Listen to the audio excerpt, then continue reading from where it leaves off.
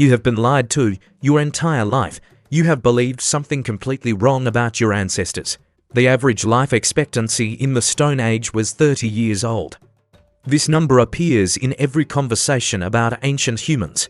It has become a reflex in trivia games. Technically, it is true. But it is almost completely misleading. Untangling why is one of the most interesting exercises in debunking historical myths that paleodemography has to offer. The image of a 30-year-old hunter-gatherer collapsing from old age.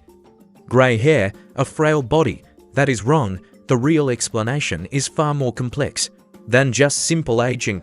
Let us actually break this number down and see what is really inside it. The first thing to understand is the difference between life expectancy at birth and life expectancy at a later age. These are two completely different statistics. They are often confused in ways that create enormous confusion. Life expectancy at birth counts every single person born into a population, including those who die within their first hour of life, and averages their age at death across the entire group. Death in the earliest years of life pulls the average down dramatically, even when a substantial portion of the population survives childhood and goes on to live a relatively long life. Here is a simple thought experiment that illustrates this. Imagine a population of 10 people. 5 of them die before their 5th birthday. That is a grim, but historically realistic infant and child mortality rate. For many pre-modern populations, the other 5 survive childhood and live to 70. What is the average life expectancy at birth? You add up all 10 ages at death, 5 deaths at roughly age 2 on average, and 5 deaths at age 70, divide by 10, half the population lived to 70. Nobody died of old age at 36. The number 36 is a statistical average. It corresponds to the actual experience of essentially nobody in the group. This is exactly what is happening with the famous Stone Age life expectancy figures. The low average is driven overwhelmingly by extremely high infant and child mortality, not by widespread early death among adults who survive childhood. The more revealing statistic is life expectancy at a later age. For example, life expectancy at 15, it measures how much longer an individual could expect to live once they had survived the brutally dangerous early years of childhood. When paleodemographers calculate this statistic for ancient and prehistoric populations, the picture changes dramatically. Studies of hunter-gatherer populations, both archaeological and from ethnographic observation of contemporary traditional societies, consistently find that individuals who survived to age 15 had a reasonable expectation of living into their 60s or even 70s. This is the difference between a population where everyone dies young and a population where most adults live a genuinely long life, once you account for the brutal filtering effect of childhood mortality.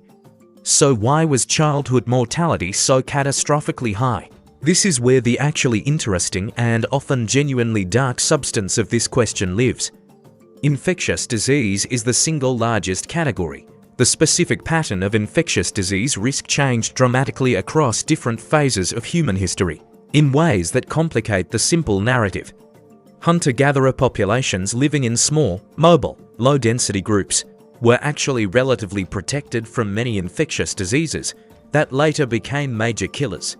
Many of the most devastating epidemic diseases, smallpox, measles, tuberculosis, bubonic plague, they require population densities and patterns of sustained close contact.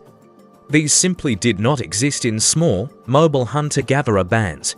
These diseases are, in technical epidemiological terms, density dependent. If the disease burns through a small isolated group too quickly, it runs out of new hosts to infect and the chain of transmission collapses. This means that, counterintuitively, the agricultural revolution and the rise of settled, dense population centers actually increased infectious disease mortality substantially compared to the hunter-gatherer baseline, even as it solved certain other problems related to food security. Agricultural villages and later cities created exactly the conditions: population density, sustained close contact, proximity to domesticated animals that served as reservoirs for zoonotic disease, and contaminated water supplies from concentrated human and animal waste. This allowed epidemic diseases to flourish in ways they simply could not In the dispersed mobile hunter-gatherer world, maternal mortality in pre-modern populations was staggering by any contemporary standard. Estimates for various historical and traditional populations place the risk of a woman dying directly from childbirth complications at roughly 1 to 2% per birth. That sounds modest until you account for the fact that women in these populations typically gave birth many times. Across their reproductive years, a woman who gave birth 8 times in her lifetime, with even a conservative 1% mortality risk per birth, faced a cumulative lifetime risk of dying in childbirth that could easily exceed 5 to 8%, meaning roughly 1 in 15 to 1 in 12 women in some historical populations could expect to eventually die as a direct consequence of pregnancy and delivery.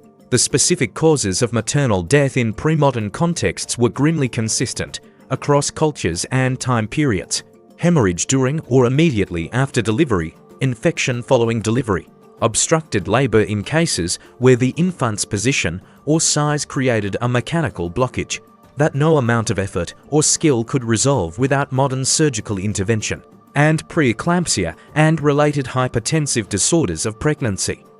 They remain dangerous even with modern medical care, and were essentially untreatable in any pre-modern context. Infant and child mortality meanwhile operated through an even broader range of mechanisms. The sheer scale of it is genuinely difficult to internalize from a modern perspective. Estimates for various pre-modern populations, both historical and prehistoric, suggest that roughly 30 to 50% of children died before reaching adulthood.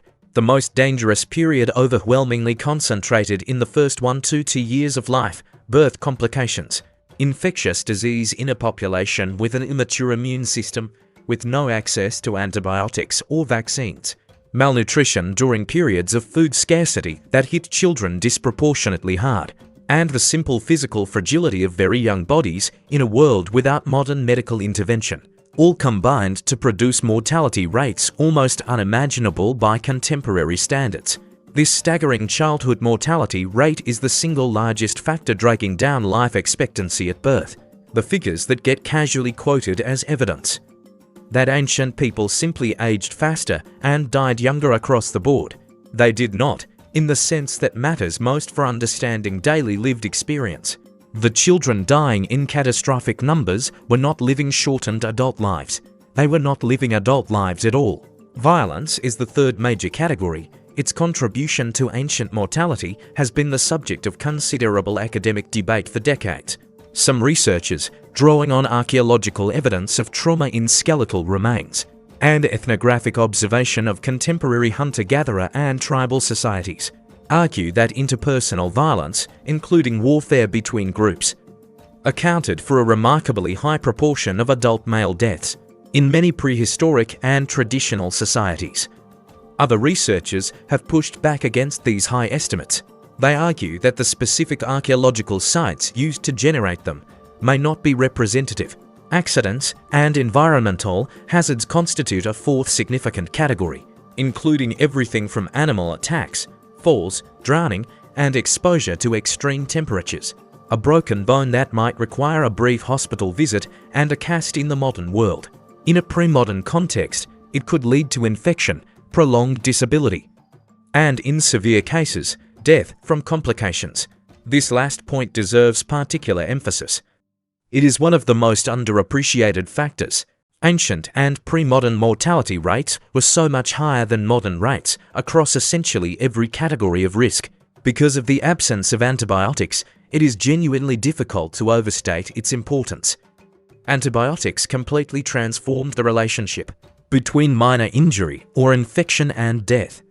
Before antibiotics, a relatively minor wound that became infected could progress to sepsis and death within days. A process now almost entirely preventable with a basic course of inexpensive medication. Childbirth infections, surgical infections, pneumonia following a common cold or flu. All of these represented genuine mortal threats throughout almost the entirety of human history, until the widespread availability of antibiotics in the mid-20th century. The gap is not primarily about ancient bodies being fundamentally weaker. It is a story about the specific tools and interventions available. to address threats that have always existed. With all of this context established, let us return to the central question. What did actual adult aging look like for the substantial portion of the population that survived past childhood? The archaeological and ethnographic evidence here is genuinely fascinating. Skeletal remains from individuals who survived to advanced age in prehistoric populations show clear evidence of the same age-related degenerative changes that affect modern elderly populations. Osteoarthritis, dental wear and loss, evidence of healed fractures, and in some cases, evidence of conditions like osteoporosis. Contemporary hunter-gatherer societies studied extensively by anthropologists, like the Hadza of Tanzania and various groups in the Amazon basin, consistently include elderly individuals well into their 70s and occasionally their 80s. These elderly individuals are not marginal curiosities in their societies. They occupy genuinely important social roles, particularly as repositories of accumulated practical knowledge as caregivers for grandchildren, in what anthropologists call the grandmother hypothesis of human longevity evolution, and as sources of social and political authority within their communities. The grandmother hypothesis deserves specific mention. It represents one of the more compelling evolutionary explanations for why humans, almost uniquely among mammals, evolved to live substantially beyond their reproductive years. The hypothesis argues that post-reproductive women who survived into old age provided substantial fitness benefits to their descendants by assisting with childcare, food provisioning, and the transmission of accumulated knowledge. This benefit was significant enough to drive the evolution of an extended post-reproductive lifespan in human females specifically, a pattern that strongly suggests our species has been producing substantial numbers of long-lived elderly individuals across a very long stretch of evolutionary history. If ancient humans genuinely and uniformly died at 30, there would be no evolutionary pressure to develop the kind of extended post-reproductive lifespan that the grandmother hypothesis describes. Evolution does not preserve traits that never get expressed. The very existence of a substantial population of long-lived grandmothers is itself powerful evidence that long adult lifespans were a real and recurring feature of human existence throughout deep prehistory. There is another dimension to this story worth unpacking. It concerns how paleodemographers actually reconstruct age at death data from skeletal remains. Determining the age at which an ancient individual died relies on biological markers, fusion of growth plates, changes in the pelvis, dental wear, and microscopic bone density changes. The problem is that these aging techniques become progressively less precise when the individual died at an older age. Distinguishing a 45-year-old skeleton from a 65-year-old skeleton is genuinely difficult. For decades, the standard practice involved lumping all adults above roughly age 50 into a single broad old adult category without further discrimination. This methodological limitation had a distorting effect on calculated life expectancy figures.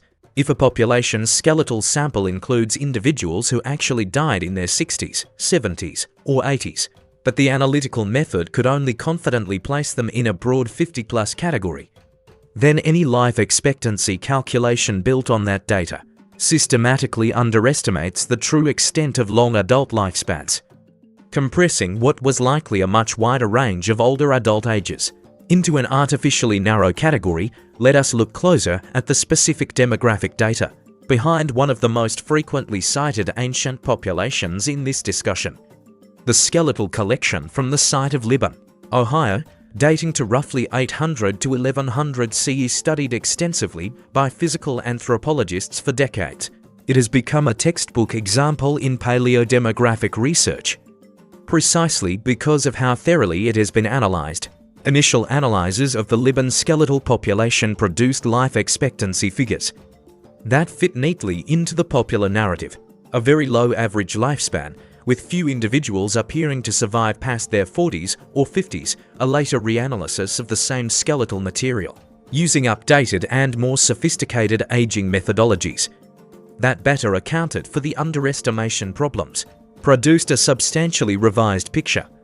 A meaningful proportion of the population originally classified into a vague older adult category turned out, on more careful examination, to include individuals who had lived considerably longer than the original analysis suggested. This case study has become a cautionary tale within paleodemography itself, illustrating how methodological limitations in aging older skeletons can systematically distort our understanding of how long ancient people actually lived. This pattern of revision is not unique to Libyan. Across multiple skeletal populations studied since the mid-20th century, a recurring trend has emerged. Initial demographic analyses tend to underestimate the number of genuinely elderly individuals, and subsequent reanalysis with improved methods tends to reveal a somewhat older and longer-lived population than originally believed.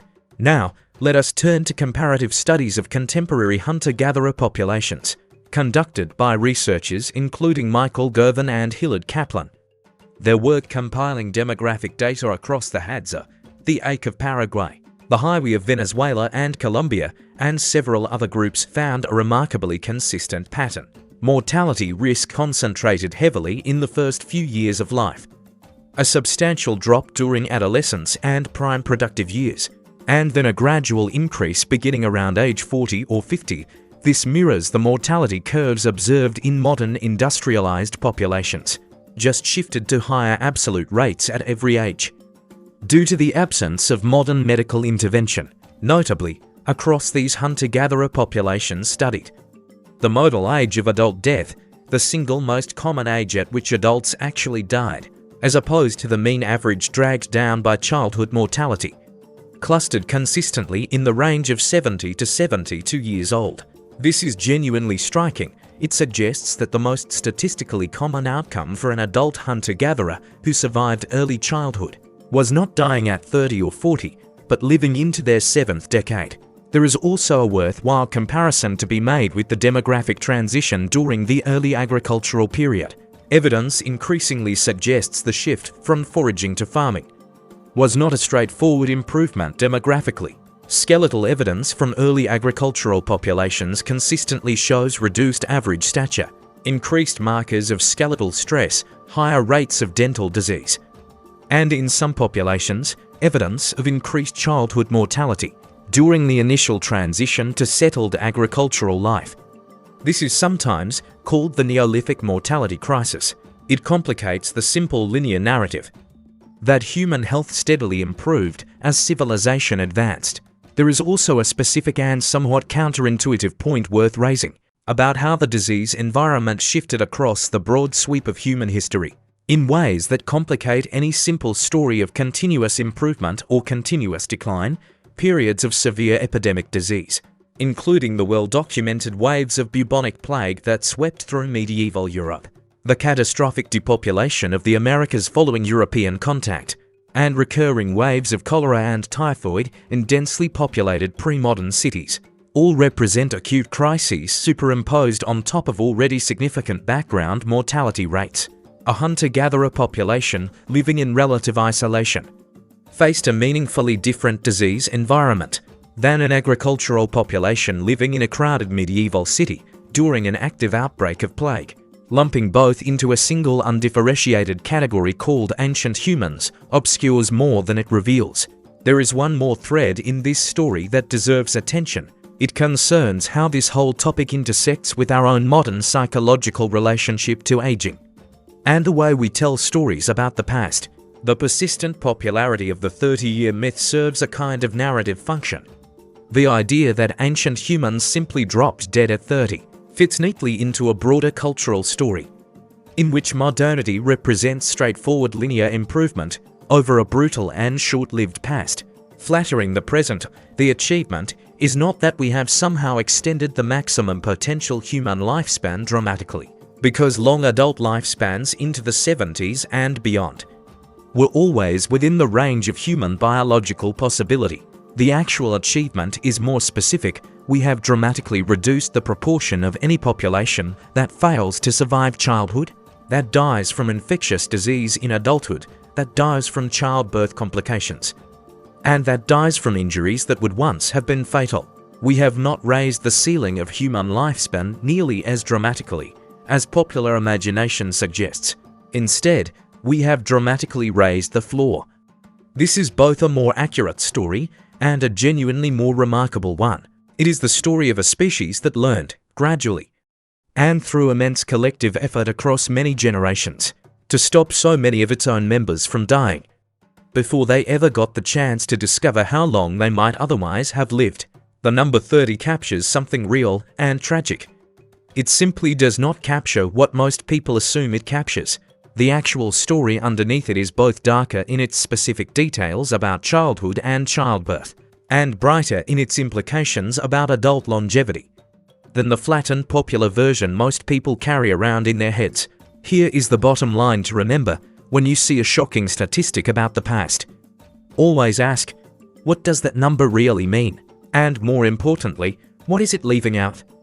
The answer to those questions changes everything. That is how you truly understand your ancestors.